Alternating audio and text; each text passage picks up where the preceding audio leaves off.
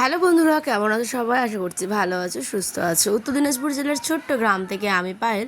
আমার নতুন ভিডিওতে তোমাদের সবাইকে জানাই মন থেকে ভালোবাসা। দেখো না, বৃষ্টি যখন দরকার ঠিক তখন কিন্তু দেয় না, আর যখন বৃষ্টি নেই তখন দেখবে একেবারে মুষলধারে কিন্তু পড়া শুরু হয়ে গেছে। এইটাই জগতের নিয়ম, যখন যেটা দরকার তখন সেটা কিন্তু পাওয়াই যায় না। তো আমিও ঠিক তেমনই সকালবেলা ঘুম থেকে উঠেই বাসি কাজটুকু আজ হাতে সেরে নিয়েছি, সেটা আর তোমাদের সাথে আজ শেয়ার করা হয়নি। জানো তো, গতকালকে ব্লগ দিতে পারিনি।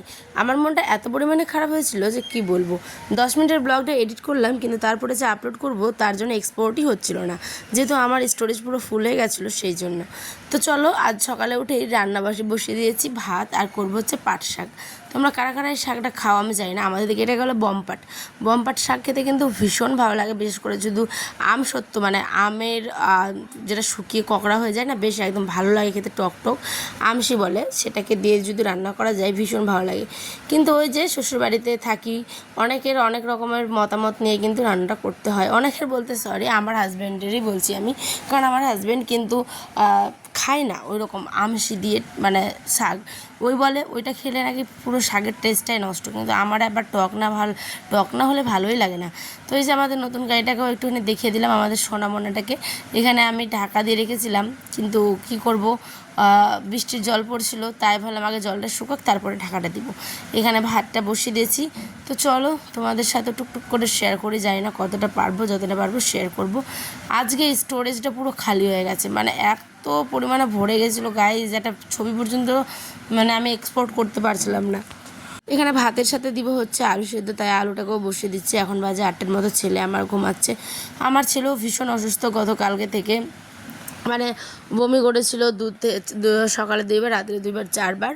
আর সাথে হচ্ছে হালকা জ্বর, মাথায় লেগেছিলো, একটুখানি পড়ে গেছিলো খাট থেকে, তাই মাথায় ব্যথা, সমস্ত কিছু মিলিয়ে মানে কালকের ব্লগটা আমি এডিট করেছিলাম, কিন্তু ওই যে বললাম না কপালে নেই, যেহেতু তাই দিতেই পারিনি।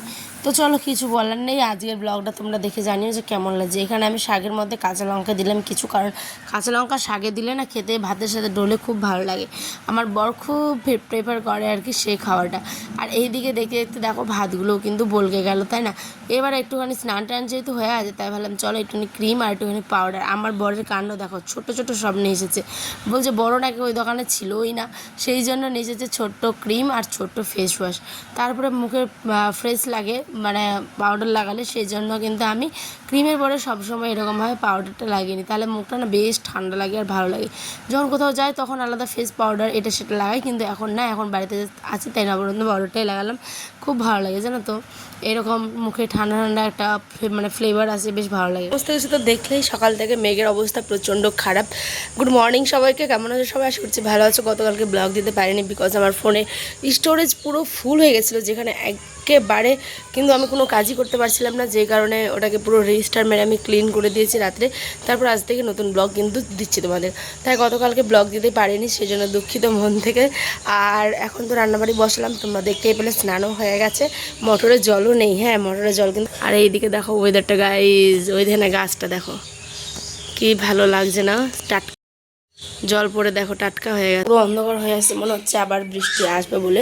আর আয়না বাবা তো এখন গেছে হচ্ছে মাঠে, বৃষ্টির দিনেই দিয়েছি, ঠিক আছে। আর এখানে ভাত কিন্তু আর ওইদিকে কিন্তু আমার গতকালকের কাঁঠালের তরকারি আছে, সেটাকে গরম করবো, আলু সিদ্ধ আর টক শাক দিয়ে আজকে আমাদের খাওয়া দাওয়া। তো কালকে ব্লগটা দেওয়া যায়নি, মনটা ভীষণ খারাপ। তোমরা দেখো এই ব্লগটা, আশা করছি ভালো লাগবে, শেষ অবধি দেখো। তো কন্টিনিউ করো, টাটা। একটা দিন যে মানুষটা শান্তি করবে তার উপায় নেই, প্রত্যেক দিনই এই কারণে বাড়ি থেকে কিন্তু ওকে বেরিয়ে যেতে হয়। প্রত্যেক দিন স্কুলে তো যাই, তার সাথে দোকানের লোক এসে বসে থাকে, এত পরিমাণে কাজ। ছেলে আমার নিজে নিজে মুখ ধুচ্ছে, হ্যাঁ খাও।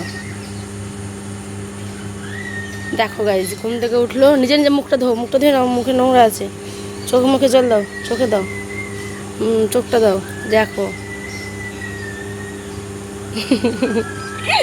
শোনা ছেলে আমার হয়ে গেছে। দাঁড়া, আমি এদিকে আমার কলেজের টুকরাটা দেখো কত বড় হয়ে গেছে, নিজে নিজে ব্রাশ ধুচ্ছে, নিজে হাত ধুচ্ছে, চোখ ধুচ্ছে, মুখ ধুচ্ছে, মানে কি বলবো, দেখেও শান্তি, নিজে নিজে নিজের কাজগুলো করতে পারছে, বুঝেছো। আর এখানে টক শাকটা কিন্তু রসুন ফোড়ন দিয়ে আমি একদম তেলায় নিলাম। আর তারপরে বাজে গেল হচ্ছে 9টা, মানে বেজে গেছে 9টা। তারপরে এখানে ভাত হয়ে গেছে, কাঁঠালের তরকারি ছিল গতকালকের, সেটাকে গরম করেছি, আলু সেদ্ধ আর হচ্ছে শাক, সমস্ত কিছু করার পরে বর কিন্তু বেরিয়ে পড়বে এখনই আবার তার উদ্দেশ্যে, মানে স্কুলে। মানুষের শান্তি পায় না, রেনকোট পরে তারপরে দৌড় দিবে, এখন আর কিছুক্ষণের জন্য আছে। আর ছেলে যেহেতু বললাম শাক ভাত খেতে পারেনি, ওর জন্য আমি বসেছি এখানে খিচুড়ি। তারপরে চলো বিছানাটাকেও গুছিয়ে নিই। এখন ইদানিং না খুব পরিমাণে আমাদের মানে মা ছেলেরা মিলেই অ্যাসিডিটি হয়ে যাচ্ছে, যা কিছু খাচ্ছি সব অ্যাসিডিটি হয়ে যাচ্ছে, জানি না কেন। শাক খেলেও, আলু খেলেও, মাছ খেলেও, মাংস খেলেও অ্যাসিডিটি হয়ে যাচ্ছে। তোমরা কি বলতে পারবে যে কেন এরকম হচ্ছে? প্লিজ জানা থাকলে একটু কমেন্টে জানিও গো। আর এখানে আমি বিছানাটাকে গুছিয়ে নিয়েছি, ছেলে আমার উঠবে না, দেখো লাপাচ্ছে, বাবার দিকে দেখছে, মানে তার আর কি ইচ্ছে করছে না যে ওই বিছানা থেকে উঠুক। আমি বলছি ঠিক আছে চলো তোমরা যেরকম ইচ্ছে তেমন থাকো। এদিকে তার বাবা তাকে চটকায় আদর করছে, দেখো বাবার কাছে যেতে পারলে তার থেকে খুশি এই দুনিয়ায় আর কেউ নেই।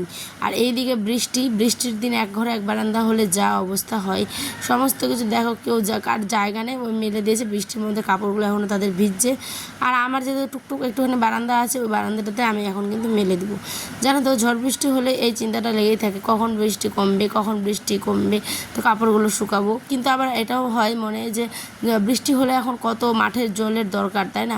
লোক কিনে কিনে জল দিচ্ছে মানে সেলো থেকে, কিন্তু বৃষ্টিটা হলে ফ্রিতে জলটা পাওয়া যায়। ধান লাগাবো আমরা সবাই মাঠের আর কি, তো ধান লাগালে পরে জলের দরকার, তাই এখন জল নাই। দেখো এখন ঝিরিঝিরি বৃষ্টি পড়ছে, আর যখন ধান শুকানো, ভুট্টা শুকানোর দরকার তখন কিন্তু পুরো মুষলধারে পড়বে, দিনে একবার না 4-5 বার করে আসবে আর যাবে, এই হচ্ছে গিয়ে ব্যাপার। তাই বারান্দাটাতে আমার দুটো দড়ি দিয়ে আমি ভালো করে টাঙিয়েছি, তো এখানেই আমি কাপড়গুলোকে মেলে দিলাম।